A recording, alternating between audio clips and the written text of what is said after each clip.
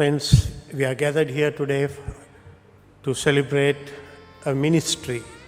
Today it's a ministry-centered celebration. We gather here today to celebrate the 70th birthday of a Methodist minister. We gather here today to celebrate 50 years of his life which he had given to full-time ministry.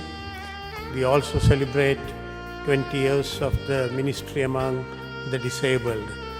So naturally it's a ministry-centered celebration, and I would very consciously say it's fortunate that this celebration also can be called a Corona-centered celebration. So we avoid the normal tamashas, we avoid the normal expenditures, but we gather together for a serious reflection about what ministry is all about. The hero of today's celebration has given me only 4 minutes just to share some serious reflection about what the church should be in the future. Corona, I believe, has made all of us to analyze our past and look into the future with hope. It's not just looking into the future with hope, but a church that really needs to be ready for some fundamental reorientation in its ministries, to be ready for a change. How do we understand the church today? We know that our Lord Jesus Christ summarized Christian discipleship when he said, "You love your God and you love your neighbor." Where does the church come in between these two? Church is only a platform which enables the people of God to find appropriate expressions as to how we love our God and how we love our neighbor. The church is not supposed to love itself, and that is something we very often forget as we reflect on the ministry of the church. It is only a platform where we find expressions of our love of God, where we find appropriate expressions of the love that needs to be extended to our neighbor.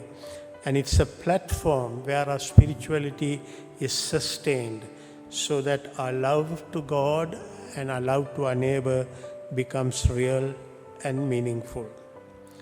Of course, after the world controls the corona pandemic, the new era, an era of post-COVID-19, the church cannot be the same as it was before COVID-19. We all know that we have to restore our church. The institutional church has to find its bearing again. But the renewal that is called today is not just to go back to the past, not just to reenact the past, but the challenge is to go back to the fundamentals of our faith, go back to the core of our faith, and then see a new vision, a new path, a new expression of the church itself.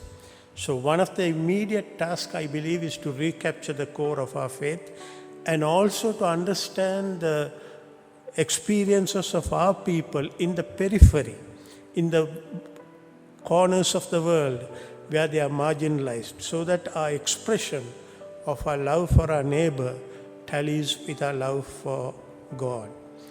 Isaiah had a beautiful vision, and he talks about renewal, a new change, and he talks about how a eagle is renewed. And he said, "You'll be renewed like an eagle." Now, when an eagle is renewed, the core is not changed, core remains. But the feathers have to be shed. The nails have to be removed. It's a painful and a very difficult experience. It's not easy. But as the eagle goes through that change, it regains its vigor, it regains its original vision, and comes back with strength to perform into the future. And today, I believe, after Corona, we all need to recapture the fundamental values of Christian discipleship, of self-sacrifice and selfless love. We need to recapture the fundamentals of Christian lifestyle. Christian lifestyle is always a simple lifestyle, never pageantry, overemphasized, money-centered lifestyle. And we also need to recapture the core values of neighborliness, respect to others, responsibility of sustaining life to our neighbors, the responsibility of sustaining the creation, the disabled, and so on. So, fundamental questions we need to ask. How do we live simply? How do we eat good and clean food? How do we eat nutritional food? How do we stop wasting our food? There is so much that God has given in this island that goes waste because we go for artificially oriented taste. I'm just only giving that as an example, my friends, but there is a need, fundamental need, to change the core values, the core lifestyle of the church and also of Christians. So it's not only a time of external change, it is also a time of fundamental reorientation in the internal core of our spirituality. We have to move away from being a disciple rooted in money, wealth, talents, and our ability, and move to a discipleship that is centered around in faith alone. The church needs to be driven by faith, not how it counts its resources. And we need to understand a spirituality where we don't claim to be owners of the things that God has given to us, but to understand that we are merely stewards, accountable, so that it can be reproduced, so that others can live. Just remember the parable of Jesus, where talents were given to 3 people, so to some 5, some 3, some 1. It was a call for stewardship, not ownership. And finally, the spirituality is that as we receive more blessings from God, we need to become a blessing to others.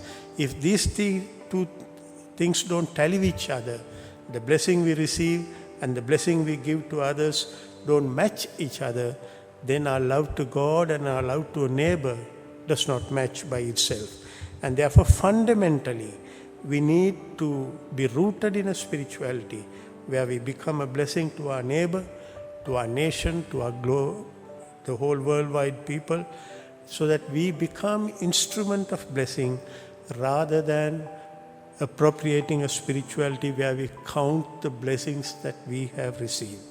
And therefore, as we celebrate the ministry of someone who had dedicated himself to the ministry of God throughout his life, let us be ready for that change, to relook at our core and to find a new expression, a new lifestyle for the church and its ministry in the future. God bless you all.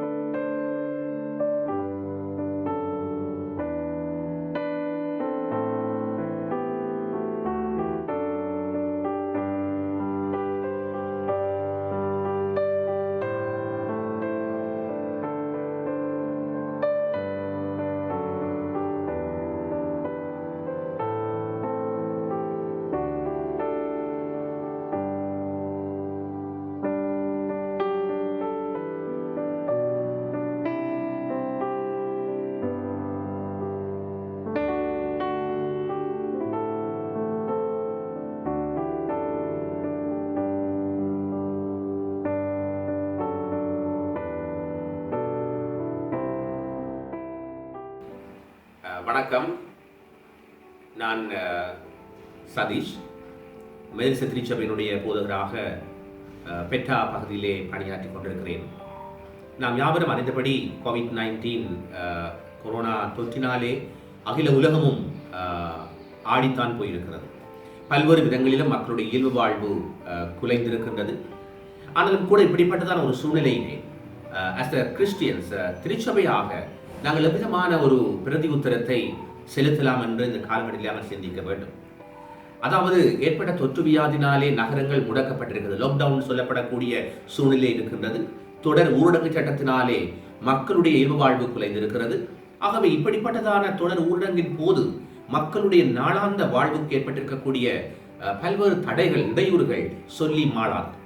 ஆகவே இப்படிப்பட்ட சூழ்நிலையிலே நாங்கள் எவ்விதமாக எங்களுடைய பிரதியுத்தரத்தை செலுத்தலாம் என்று நாம் சிந்திக்கின்ற போது உண்மையிலே சமூக பணி என்பது மிகவும் முக்கியத்துவம் வாய்ந்ததாக இருக்கின்றது. இந்த சமூக பணி என்பது அன்பின் அடிப்படையிலே ஆண்டவருடைய அன்பை அடித்தளமாக கொண்டு நாம் கட்டாயம் செய்ய வேண்டிய ஒரு காரியமாக இருக்கிறது. ஆகவேதான் இந்த காலங்களிலே இந்த சமூக பணியை நாங்கள் பல்வேறு விதங்களிலும் முன்னெடுத்து வருகின்றோம். கைவிடப்பட்ட மக்கள், உள்ளுக்குள்ளே முடங்கி கிடக்கின்ற மக்களுக்கு அவருடைய உணவு தேவையை பூர்த்தி செய்யும் அளவுக்கு பல நடவடிக்கைகளை நாங்கள் மேற்கொண்டு வருகின்றோம். ஒருவேளை மக்கள் சிந்திக்கலாம், இந்த தொற்று நோய் நிமித்தமாக தனிப்பட்டவர்களும் சமூகமும் கூட பாதிக்கப்படலாம், ஆகவே நாங்கள் ஒரு அச்சுறுத்தலுக்கு உள்ளாகலாம் என்று ஒருவேளை அவர்கள் சிந்தித்திருக்கலாம். ஆனால் ஆண்டவருடைய அன்பை நாங்கள் அடித்தளமாக கொண்டு செயல்படுகின்ற பொழுது அந்த அன்பு எல்லா காரியங்களையும் மேற்கொள்ளக்கூடிய வல்லமை உள்ளதாக இருக்கிறது. அன்பார்ந்தவர்களை நாங்கள் சிந்திக்கின்றோம், இந்த அன்பு எல்லாவற்றையும் கடந்து செல்லக்கூடிய ஒன்று. ஆகவே எங்களுடைய பயங்களையும் அது நீக்க வல்லமையாக இருக்கிறது. இந்த பயங்கள் நீங்க பெற்றவர்களாக ஆண்டவருடைய அன்பை அடித்தளமாக கொண்டு இந்த பணியை நாங்கள் மேற்கொள்ளுகின்ற போது ஆண்டவர், அந்த அன்பின் இறைவன், நமக்கு வேண்டிய பாதுகாப்பையும் வழிநடத்தலையும் தர வல்லமை உள்ளவராக இருக்கின்றார். அந்த நம்பிக்கையோடு நாங்கள் இந்த பணிகளை முன்னோக்கி கொண்டு செல்ல இந்த நாட்களில் அழைக்கப்பட்டிருக்கிறோம்.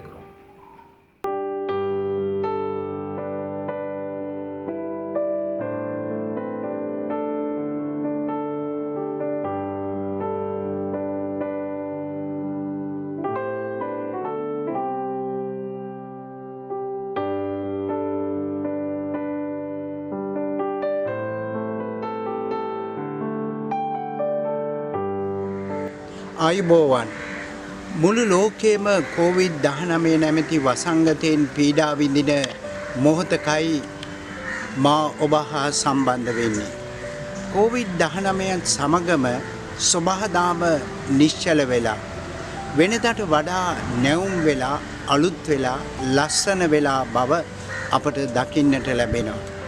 ඒ අතර මනුෂ්‍ය ආහාර නිෂ්පාදන ක්‍රියාවලිය පිළිබඳ නැවත ප්‍රාරණි ක්‍රමයට එනම් ස්වභාවික ගොවිතැනට නැඹුරු වීමට සිත යොමු කරමින් තමන්ගේ දෛනික ක්ෂණික කෙටි ආහාර පාන වලින් මිදිලා දේශීය ආහාර පාන වන කොස්පොලොස්, පලා වර්ග, දේශීය ඖෂධ වලට යොමු වෙමින් සිටින අතර මා ආරාධනා කරනවා බාල, තරුණ, වැඩිහිටි ඔබ සැමට එනම් අනාගතයේදී ආහාර හිඟයක පෙරනිමිති තිබෙන බැවින් ආහාර නිෂ්පාදන ක්‍රියාවලියට තම ගෙවත්තෙන්ම ආරම්භ කරන ලෙස තමන්ට අවශ්‍ය එළවලු වර්ග 5ක්, පලා වර්ග 5ක්, අල වර්ග 5ක්, කරල් වර්ග 5ක්, ඇට වර්ග 5ක් වගා කිරීම තුළින් ඔබට වසවිසෙන් තොර සෞඛ්‍ය ආරක්ෂිත පෝෂදායී ආහාර වේලක් ලබා ගන්නාක් මෙන්ම මේ මහ පොළව සුවපත් කිරීමේ ඒ මහා කාර්යයට උර දෙන්නට ඔබට හැකියාවක් තිබෙනවා. ඒ සඳහා ඔබට අවශ්‍ය කරන උපදෙස්, ඔබට අවශ්‍ය කරන කාබනික පොහොර නිෂ්පාදනය කිරීමේ ක්‍රම, ඒ වගේම කෘමිනාශක සාදා ගැනීමේ ක්‍රම, එවැගේම ඔබට අවශ්‍ය කරන බීජ වර්ග සපයා ගැනීමට නම් 0.7185.80යි 821 යන දුරකථන ඇමතුමට ඇමතුමක් ලබා දීම තුළින් ඔබට මේ දායකත්වය ලබා ගැනීමට පුළුවන්කමක් තිබෙනවා. එසේනම් ඔබට සුබ දවසක් වේවා. வணக்கம். முழு உலகமும் கோவிட்-19 என்னும் வைரஸினாலே பாதிக்கப்பட்டுள்ள இவ்நிலையில் நான் உங்களோடு இணைந்து கொள்கின்றேன். கோவிட்-19 உடன் சுற்றாடல் அமைதியாக, வளமைக்கு மாறாக, அழகாக புதிதாகப்பட்டுள்ளது. இந்த காரணமாக மனிதன் உணவு உற்பத்தி செய்யும் பழமையான இயற்கை சார்ந்த விவசாய முறைகளை பற்றி சிந்திக்க ஆரம்பித்துள்ளதுடன் குருமி தீனிகளை விட்டுவிட்டு தேசிய உணவுகளான பலாக்காய், மரவள்ளி, கீரை வகைகள், கிழங்கு வகைகள், தானியங்களுக்காக திரும்பியுள்ளன.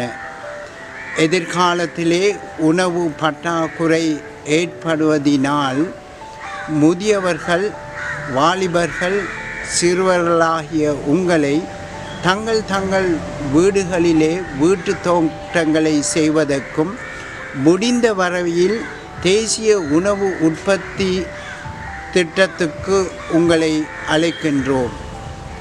5 வகையான மரக்கறிகள், 5 வகையான கீரை வகைகள், 5 கிழங்கு வகைகள், 5 தானிய வகைகள் நாட்டுவதின் மூலமாக நஞ்சற்ற போஷாக்கான உணவை நாங்கள் பெற்றுக்கொள்ளலாம்.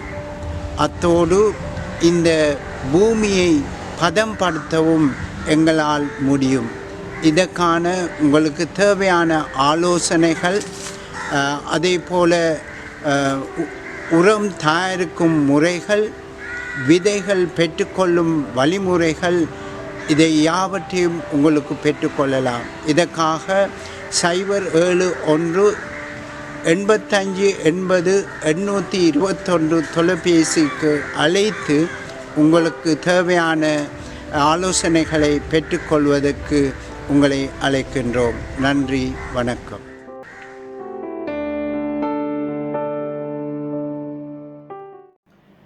Dear friends, at this very special time I would like to convey my sincere thanks to Reverend Jnana for inviting me to share a message with you all. I would like to praise him for taking some initial steps to come forward with support to help the people at this very special moment who are suffering. What is our Christian response to the people who are affected and suffering due to this coronavirus? I would like to place before you what our Lord and Savior Jesus had done when his disciples were in trouble in the Sea of Galilee. He walked on the water, on the troubled water, and he did not stop the storm, but he walked on the troubled water. When his disciples, especially Peter, found that Jesus walked on the water, he made a request, Lord, is it possible for me also to come and walk with you on the troubled water? Jesus said, come and walk with me in faith. And our responsibility at this time for the people who are suffering due to this coronavirus, to go and meet them and to serve them in the name of our Lord. That is our responsibility, to encourage them and to pray for them and to help them and to come up with what we can do for them. So at this moment, I appeal you all to come forward with what you can do in order to support the people and to encourage them and to help them, the people especially who are on the streets and who are helpless due to this situation. And once again I would like to convey my thanks to this important man, Reverend Jnana, for taking steps to be with the people. And I invite you also to join with the people and to do whatever possible for the people who are affected at this important moment. May God bless you.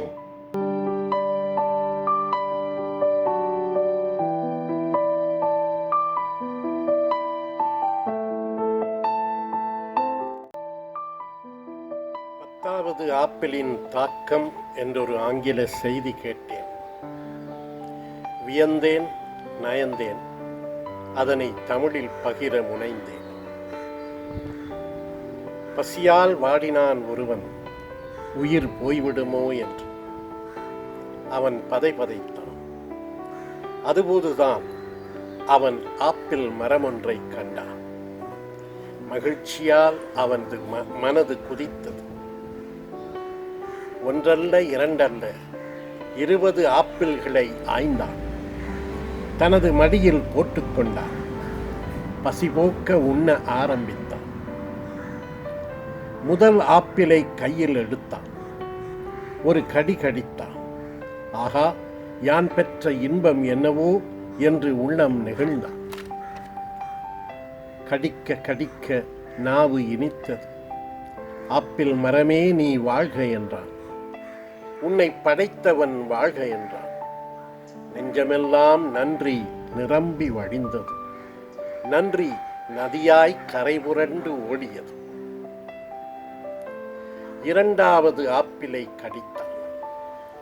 இதுபோது அதன் சுவை முன்னைவிட கொஞ்சம் குறைந்தது. நன்றி உணர்வும் அப்படித்தான் கொஞ்சம் குறைய ஆரம்பித்தது. ஐந்தாவது ஆப்பிளை கடித்தான். அடச்சி, சுவை இல்லையே என்று தூக்கி எறிந்தான். சுவையற்றது, அழுகியது என்று பலதையும் எறிய ஆரம்பித்தான். 10வது ஆப்பிளை கடித்தான். எந்த உணர்வும் அவனுக்கில்லை.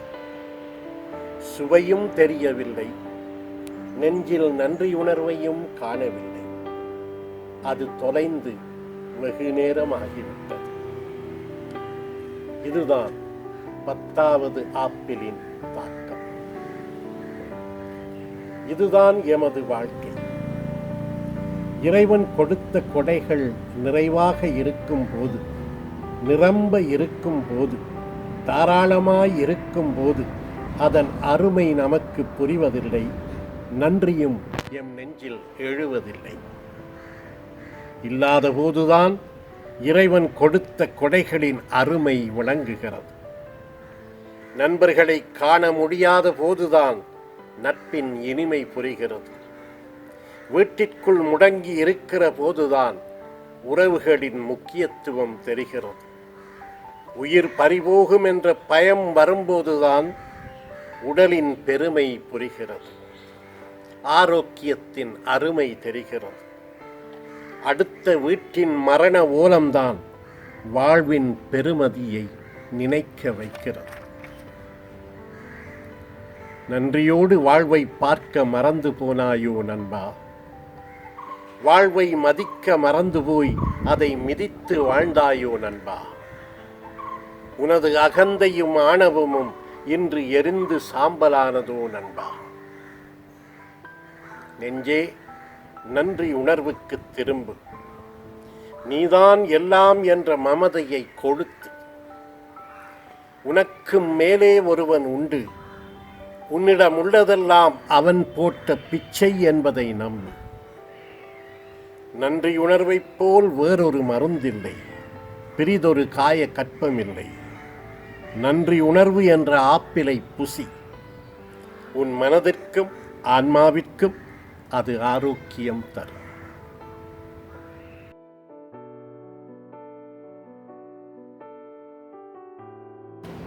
Let us pray.